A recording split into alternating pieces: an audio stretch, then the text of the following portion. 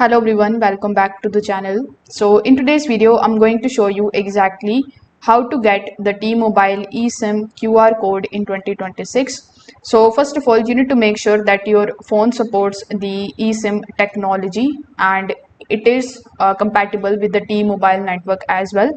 You can usually verify this from your device settings or the manufacturer specifications before starting the activation. Now, once you have it, you just have to simply launch your T-Mobile application on your phone. So it is the T-Life application. So once you are inside, you just have to navigate to the section where you can manage your lines and the services. Afterwards, you need to choose the line that you want to activate using eSIM. So you need to take a look at the options of changing eSIM or activate eSIM or transfer service to a new device.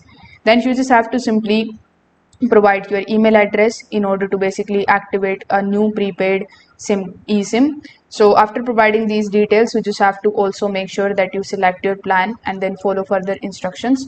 So depending on your account, the device T-Mobile may automatically generate an eSIM activation profile, and it should also provide you a QR code for manual steps.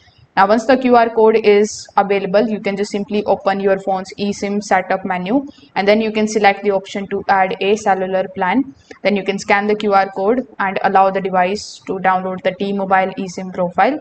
So make sure that you follow the remaining activation instructions on your device, and after the eSIM is installed, you can just simply wait for the network to appear, and then you can verify that the calls and the text messages and the mobile data are also working properly. So if this video helped you out, make sure that you like this video and subscribe to the channel. Thanks for watching.